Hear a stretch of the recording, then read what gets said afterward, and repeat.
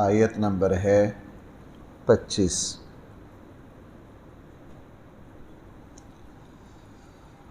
بسم اللہ الرحمن الرحیم۔ الحمد للہ رب العالمین والصلاة والسلام على سید الانبیاء والمرسلین وعلى آلہ واصحابہ اجمعین، اما بعد فاعوذ باللہ من الشیطان الرجیم، بسم اللہ الرحمن الرحیم۔ واستبق الباب وقدت قميصه من دبر وألف يا سيدها لدى الباب، قالت ما جزاء من أراد بأهلك سوءا إلا أن يسجن أو عذاب أليم، قال هي راودتني عن نفسي وشهد شاهد من أهلها إن كان قميصه قد من قبل فصدقت وهو من الكاذبين وإن كان قميصه قد من دبر فكذبت وهو من الصادقين فلما رأى قميصه قد من دبر قال إنه من كيدكن إن كيدكن عظيم يوسف أعرض عن هذا واستغفري لذنبك إنك كنت من الخاطئين صدق اللہ مولانا۔ پچھلے درس میں یہ بات آئی تھی، جس وقت سیدنا یوسف علیہ السلام کو برائی کی دعوت دی گئی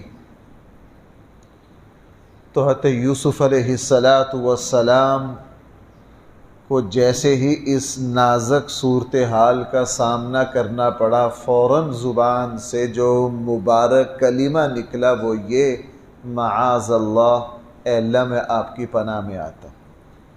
اے اللہ میں کس کی پناہ میں آتا ہوں؟ آپ کی پناہ میں آتا ہوں۔ اور آگے کہا انہ ربی احسن مثوائی، عزیز مصر میرا خیر خواہ ہے، اس نے مجھے اپنے گھر میں پناہ دی، عزت کے ساتھ دی، مجھے پالا پوسا جوان کیا۔ میں اب انہ لا یفلح الظالم، یہ جو کچھ مجھ سے مطالبہ کیا جا رہا ہے یہ بدترین نمک حرامی ہے، اس کا تو عام شریف انسان اس کا تصور نہیں کر سکتا، چہ جائے کہ سیدنا یوسف علیہ السلام جیسی پاکیزہ ترین ہستی، وہ تو سوال ہی پیدا نہیں ہوتا۔ تو جیسے ہی صورتحال سے واسطہ پڑا، بھائی فوراً کیا کہا ہے؟ اللہ میں آپ کی پناہ میں آتا ہوں۔ یہ زبان کا کلمہ تھا۔ عمل سے کیا کیا؟ واستبق الباب، وہاں سے بھاگے، وہاں سے نکلنے کی کوشش کی۔ اور یہی ایک مسلمان کا کام ہے، اس کو جب بھی کسی جگہ برائی سے واسطہ پڑے، زبان سے وہ فوراً یہ کہے اے اللہ میں آپ کی پناہ میں آتا ہوں، مجھے اس برائی سے بچا، اور عملی طور پر فوراً اس جگہ سے الگ ہونے کی، اس ماحول سے الگ ہونے کی کوشش کرے، اللہ مدد کرتے ہیں۔ واستبق الباب، دونوں دروازے کی طرف بھاگے۔ حضرت یوسف کا بھاگنا اور تھا اور عزیز مصر کی بیوی کا بھاگنا اور تھا۔ حضرت یوسف علیہ السلام کا بھاگنا برائی سے بچنا تھا، اور عزیز مصر کی بیوی کا دروازے کی طرف بھاگنا برائی کی دعوت ہی کا ایک حصہ تھا۔ واستبق الباب، دونوں لب کے دروازے کی طرف، وقدت قمیصہ من دبر، اور پھاڑ دیا اس عورت نے یوسف علیہ السلام کی قمیض کو پیچھے سے، وَأَلْفَيَا سَيِّدَهَا لَدَى الْبَابِ، اور دونوں نے پایا اس عورت کے سردار کو دروازے کے پاس۔ الفیا، دونوں نے پایا، سیدہا، اس عورت کے سردار، اس عورت کے شوہر کو، لدى الباب، دروازے کے پاس۔ اب جب یہ نکلتے ہی آگے عزیز مصر کو دیکھا تو عزیز مصر کی بیوی نے فوراً پینترا بدلا، فوراً اپنے مکر اور اپنی مکاری کا خطرناک ترین مظاہرہ کیا۔ انہی پوں فوراً کہا قالت ما جزاء من اراد باہلک سوء، ما جزاء کیا بدلہ ہوگا اس آدمی کا، اراد باہلک جو تیری بیوی کے ساتھ سوءا برائی کا ارادہ کرے۔ آگے سزا بھی متعین کر دی، الا ان یسجن، یا اس کو قید میں ڈال دیا جائے، او عذاب علیم، یا اسے دردناک عذاب دیا جائے۔ فوراً اپنا رخ پلٹ دیا۔ اور آگے قرآن کہہ رہا ہے ان کیدکن عظیم، عورت کا جو مکر ہے بھائی وہ کیا ہے؟ وہ بدترین مکر ہے۔ نبی کریم صلی اللہ علیہ وسلم نے ارشاد فرمایا یہ ناقصات العقل والدین، عقل کے اعتبار سے بھی ناقص ہیں، دین کے اعتبار سے بھی ناقص ہیں۔ جب صحابیات نے پوچھا ہم دین کے اعتبار سے ناقص کیسے ہیں، رسول اللہ صلی اللہ علیہ وسلم نے فرمایا کہ تمہارے اوپر ایسے ایام اور دن آتے ہیں تم ان میں نماز نہیں پڑھ سکتی ہو، ان ایام کے ساتھ روزہ نہیں رکھ سکتی ہو، ان ایام کے ساتھ بیت اللہ کا طواف نہیں کر سکتی ہو، ان ایام کے ساتھ قرآن کریم کی تلاوت نہیں کر سکتی ہو، ان ایام کے ساتھ اللہ کے گھر میں نہیں آ سکتی، یہ تمہارے دین کا نقص ہے۔ فرمایا ہے تو دین اور عقل کے اعتبار سے ناقص، لیکن حضور نے فرمایا مرد کے لیے اس سے خطرناک کوئی چیز نہیں ہے۔ جیسے حضور علیہ الصلوۃ والسلام نے فرمایا مرد کے لیے سب سے خطرناک فتنہ عورت ہے، اور عورت کا فتنہ مال ہے۔ مرد جو ہے اللہ اگر ایمان کی طاقت نہ دے، اللہ اگر اپنا فضل نہ فرمائے، اور مرد کے لیے عورت کے جال سے بچنا بہت ہی مشکل ہے، اللہ ہی اس کی حفاظت فرمائے۔ اب فوراً اس نے کہا جناب اس شخص کی کیا سزا ہو سکتی ہے جو تمہارے گھر والوں کے ساتھ برائی کا ارادہ کرے، اور اپنی طرف سے تجویز بھی پیش کر دی، یا اس کو جیل میں ڈال دینا چاہیے یا سخت ترین سزا دینی چاہیے۔ اب یہ موقع تھا تہمت کا، دیکھنا بھائی یہ بڑی اہم بات ہے یہاں، یہ موقع کیا تھا؟ حضرت یوسف علیہ السلام فی الفور بولے، پیچھے بڑی بڑی مصیبتیں آئی ہیں، آگے بھی حضرت یوسف پر مصیبتیں آئیں گی، حضرت یوسف نے اف نہیں کہا، لیکن یہاں جو تھی یہاں کیا تھی؟ تہمت تھی۔ جہاں ایمان پر یا عزت پر حملہ ہو مسلمان کے لیے وہاں چپ رہنے کی گنجائش نہیں ہے، اس کے علاوہ کوئی مسئلہ ہو وہ برداشت کرے۔ جہاں کوئی آپ کے ایمان پر حملہ کرے، آپ کی عزت نفس پر کوئی حملہ کرے، پھر وہاں خاموش رہنے کی ہرگز اجازت نہیں ہے، وہاں فوراً اس کا جواب دیا جائے گا۔ حضرت یوسف علیہ السلام پر پیچھے بھی بڑی مصیبت آئی ہے اور آگے بھی کئی مصیبتوں کا ذکر ہے۔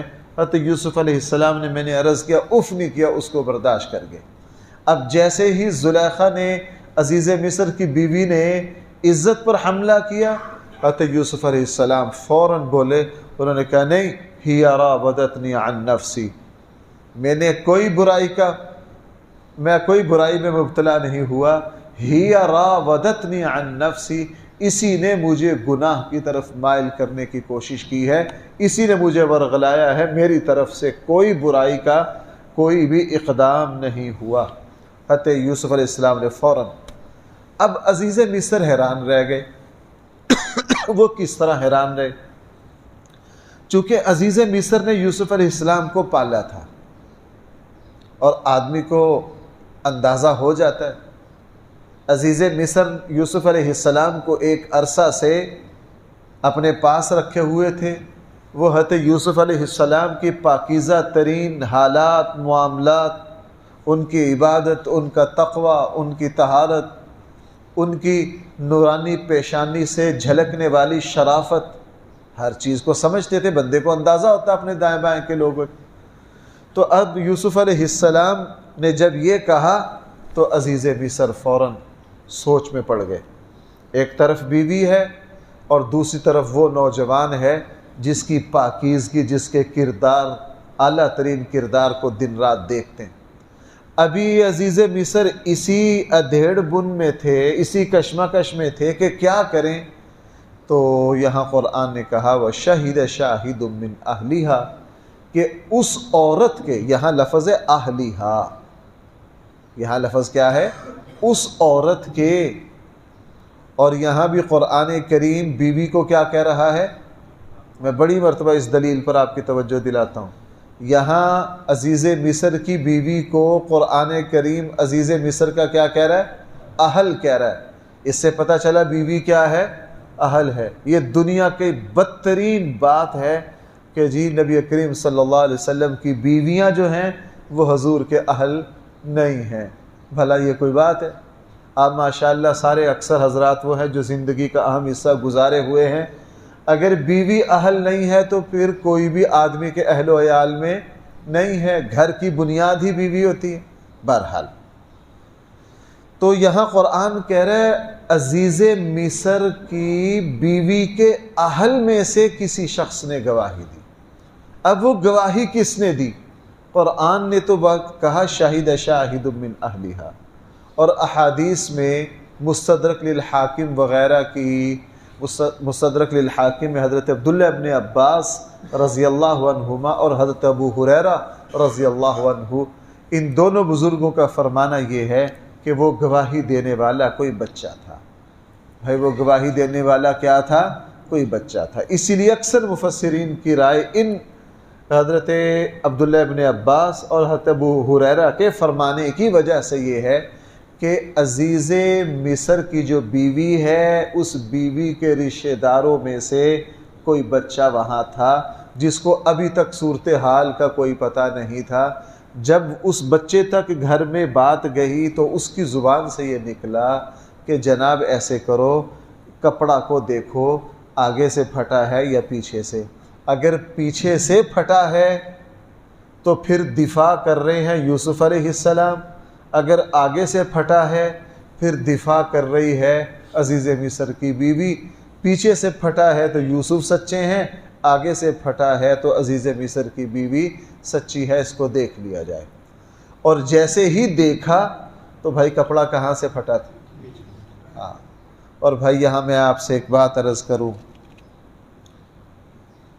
اگر کسی مسلمان پر، کسی اللہ کے نیک بندے پر، کسی عالم دین پر، کسی اللہ کے ولی پر، کسی عام مسلمان پر کبھی کوئی آزمائش آ جائے، ظلماً اس پر تہمت اور الزام لگایا جائے اور وہ بے صبری کا مظاہرہ نہ کرے، اپنے اللہ کو پکارے، اپنے اللہ کے سامنے فریاد کرے، وقتی طور اس کو آزمائش دیکھنی پڑ سکتی ہے، لیکن اللہ جل جلالہ پھر اس کی سچائی کو یوں دنیا پر واضح کریں گے کہ اس پر الزام اور تہمت لگانے والے منہ چھپانے کے بھی قابل نہیں رہیں۔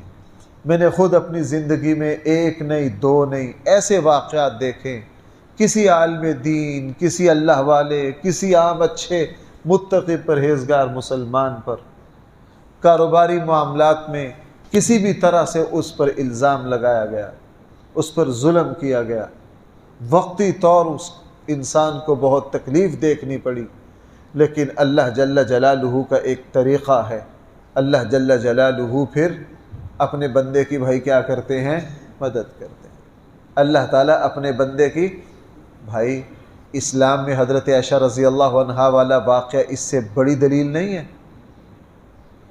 جس طرح یوسف علیہ السلام کا واقعہ یہاں اللہ تعالیٰ نے اپنے بندے کی کس طرح حفاظت کی، حضرت عائشہ والا معاملہ بھی بالکل کیا ہے؟ یہی ہے۔ تو اللہ تعالیٰ نے حضرت عائشہ رضی اللہ عنہا کی کیسی حفاظت کی؟ حضرت عائشہ رضی اللہ عنہا کی کیسی حفاظت کی؟ کیسا جال بنا تھا عبداللہ ابن ابی اور اس کے ماننے والوں نے؟ حضرت عائشہ رضی اللہ عنہا پر تہمت لگا دی۔ اور آپ کو پتہ ہے حضرت عائشہ پر اس کا کتنا اثر ہوا؟ حضرت عائشہ رضی اللہ عنہا بیمار پڑ گئیں، اتنی بیمار پڑی کہ سر کے بال جھڑ گئے، اور حضرت عائشہ رضی اللہ عنہا نے پھر اپنے رسول اللہ صلی اللہ علیہ وسلم کے گھر کو چھوڑ کر کہاں تشریف لے گئیں؟ اپنے والدین کے یہاں. اور رسول اللہ صلی اللہ علیہ وسلم 40 دن پریشان رہے. خود صورتحال سمجھتے تھے، لیکن معاملہ ایسا تھا، اللہ کے نبی خود یہ چاہتے تھے کہ اللہ تعالیٰ خود اب اس میں کیا کریں، وحی بھیجیں.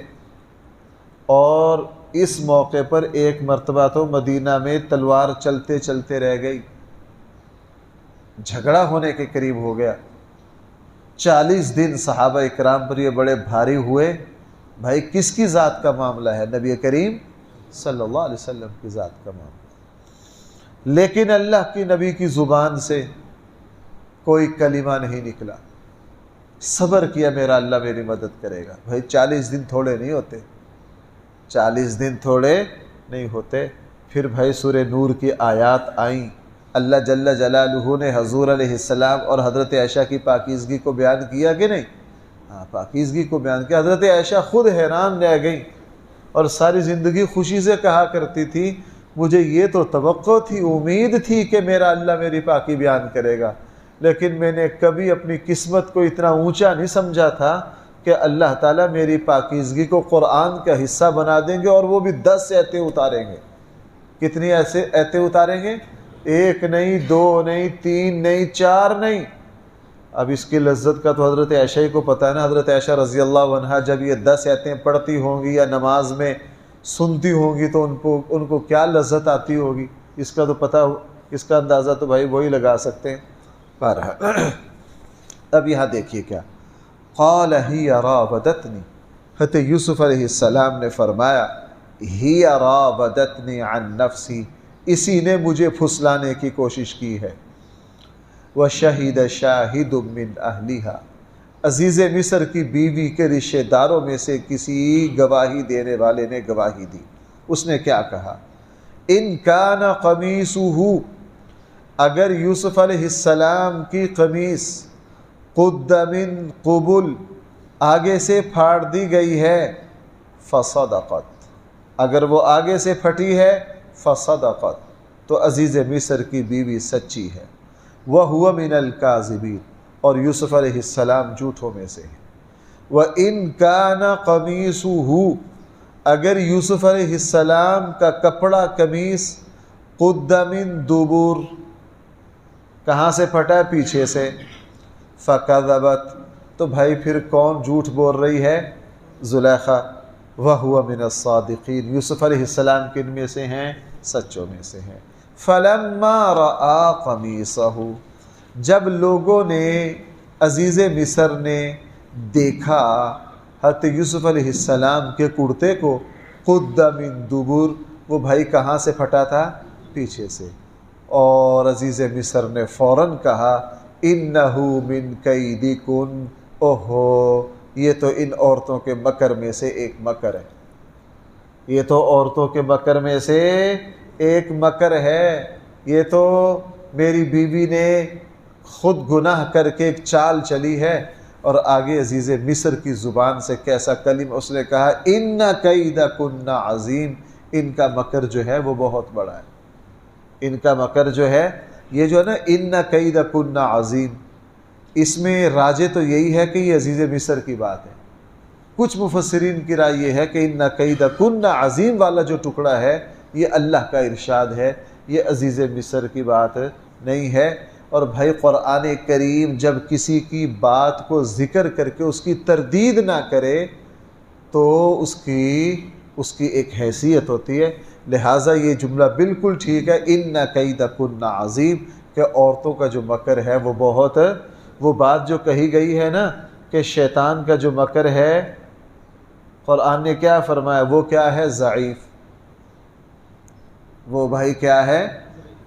ان الشیطان کان، قرآن نے صاف کا ان کید الشیطان کان ضعیفا، کہ شیطان کا جو مکر ہے وہ کمزور ہے، وہ کمزور ہے. اور عورت کا مکر جو ہے وہ بہت خطرناک ہے، وہ بہت خطرناک ہے. اسی لیے اس سے پناہ مانگی گئی ہے. اس سے بھائی کیا کیا گیا ہے؟ پناہ مانگی گئی ہے. عورت جو ہے یہ اللہ کا نظام ہے. عورتوں میں اگر کوئی عورت تقوی طہارت کی طرف آتی ہے وہ بھی پھر بھائی بہت اوپر جاتی ہے. عورتوں میں نیکی تقوی طہارت مردوں سے زیادہ ہوتی. اللہ نہ کرے اگر کوئی برائی کی طرف آ جائے تو اس کی برائی بھی بہت سخت ہے. اب جب عزیز مصر صورتحال سمجھ گئے تو عزیز مصر نے حضرت یوسف سے کہا یوسف اعرض عن ھذا، یوسف اس صورتحال کو دفع کر، اس کو نظر انداز کر. اے یوسف اعرض عن ھذا، اس کو دفع کر، اس سے رخ. اور اپنی بیوی سے کہا واستغفری لذنبک، تو اپنے گناہ سے استغفار کر، ساری نالائقی تیری ہے. انکی کنت من الخاطئین، یہ سارا قصور تیرا ہی ہے، تو نے ہی یہ غلطی کی ہے. اس طرح اللہ جل جلالہ نے حضرت یوسف علیہ السلام پر آنے والی دوسری مصیبت سے حضرت یوسف کو نکال لیا. بھائی اب تک کتنی آزمائشی ہو گئی حضرت یوسف کی؟ 2. بھائی توجہ ہے آپ حضرات کی؟ ان درسوں میں اللہ کا اجر بڑا ہے بھائی.